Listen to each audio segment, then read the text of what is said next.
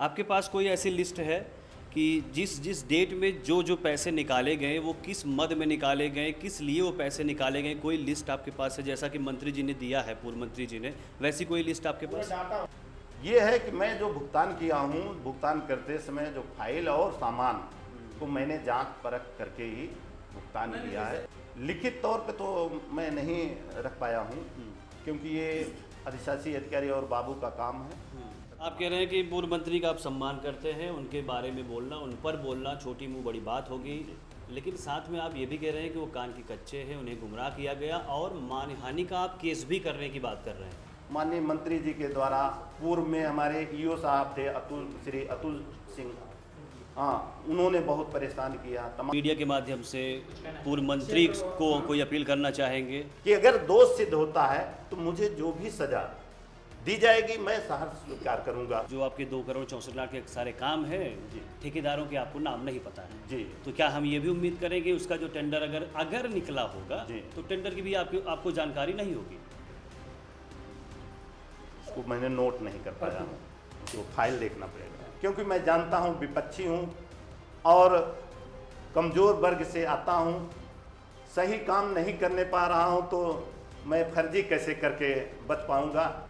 अशोक जी, सवाल ये है कि जैसे कि मंत्री जी ने जिन ट्रांजैक्शन लिस्ट को उन्होंने शो किया अपने पत्र में, फला डेट को फला अमाउंट का पैसा निकाला गया, तमाम 10 से ज़्यादा का ट्रांजैक्शन है, आपके पास कोई ऐसी लिस्ट है कि जिस जिस डेट में जो जो पैसे निकाले गए वो किस मद में निकाले गए, किस लिए वो पैसे निकाले गए, कोई लिस्ट आपके पास है? जैसा कि मंत्री जी ने दिया है, पूर्व मंत्री जी ने, वैसी कोई लिस्ट आपके पास?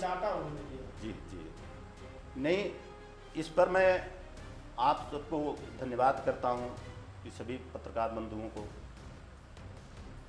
कि आपने इस मुद्दे को मेरे पास पहुंचाए, लेकिन आप लोगों को ज्ञात होना चाहिए कि अभिलेखी कार्य जो लिखा पढ़ी का कार्य होता है, दायित्व होता है, यहाँ सरकार की तरफ से लिपिक रखे जाते हैं और अधिशासी अधिकारी जितने भी अभिलेखी कार्य हैं वो उनका दायित्व है। मैं जनप्रतिनिधि हूँ, जनता के बीच में हर समय बना रहता हूँ, ये सारे भार मैं नहीं ले सकता हूँ क्योंकि मैं हर समय क्षेत्र में रहता हूँ। मतलब एक चेयरमैन ये कह रहा है कि जिस पैसे के लिए उन्होंने जिस कागज़ पे साइन किया उनको ये जानकारी नहीं है कि वो किस मद के लिए मैं साइन कर रहा हूँ। नहीं, ये जानकारी है, ये जानकारी है। मैंने जितना भी खरीदारी की गई है मेरे नगर पंचायत के कार्यालय से और जो भी खरीदारी की गई है वो नियमानुसार की गई है।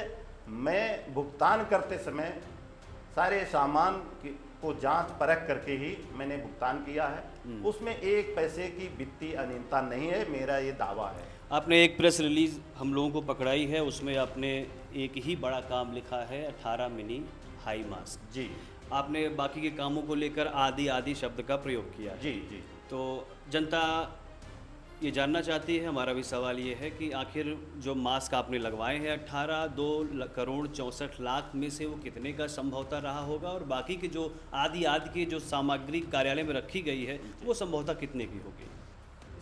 अब इसके बारे में पूर्ण रूप से लिखित तौर पे तो मैं नहीं रख पाया हूँ, क्योंकि ये अधिशासी अधिकारी और बाबू का काम है।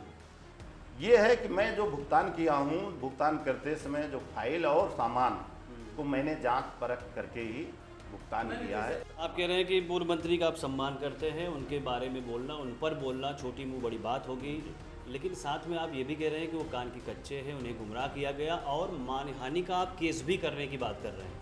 आप सम्मान भी कर रहे हैं और मानहानि का केस भी कर देंगे। मान्यवर, जैसे कि बार बार मुझे आरोपित किया जाता है और आज तक सिद्ध नहीं कर पाए, लेकिन किसी का चरित्र का हनन करना ये भी तो गुनाह है। एक जन किसके द्वारा किया जाता है? माननीय मंत्री जी के द्वारा या किसी अदर पर्सन के द्वारा? माननीय मंत्री जी के द्वारा। पूर्व में हमारे ईओ साहब थे श्री अतुल सिंह, हाँ, उन्होंने बहुत परेशान किया, तमाम आरोप दिए, 14 आरोप फर्जी लगाए गए जिनका मैंने खंडन किया। सबका सब मीडिया के माध्यम से पूर्व मंत्री को कोई अपील करना चाहेंगे? मेरी यही अपील है कि जनता ने जब मुझे 5 साल के लिए अपना आशीर्वाद दिया है और बहुमत के साथ मुझे विजयी बनाया है। तो हम चाहते हैं कि जो हमारे विपक्षी हैं, द्वेष भावना से ग्रसित हैं, मुझे 5 साल का स्वतंत्र रूप से मौका दें। उसमें किसी प्रकार से कोई भ्रष्टाचार की बात आती है तो संबंधित अधिकारी हैं, एजेंसियां हैं, वो जांच करा लें। जांच कराने के बाद अगर आरोप सिद्ध होता है तो वो आरोप मुझ पे मढ़ें, मुझ पे सिद्ध करें। मैं सहर्ष स्वीकार करूंगा। इसके लिए मैं आज आप लोगों के सामने ये संकल्प लेता हूं कि अगर दोष सिद्ध होता है तो मुझे जो भी सजा दी जाएगी मैं सहर्ष स्वीकार करूंगा। आपसे जब सवाल पूछा गया कि जो आपके 2 करोड़ 64 लाख के सारे काम है, ठेकेदारों के आपको नाम नहीं पता है जी, तो क्या हम ये भी उम्मीद करेंगे उसका जो टेंडर अगर निकला होगा जी, तो टेंडर की भी आपको जानकारी नहीं होगी?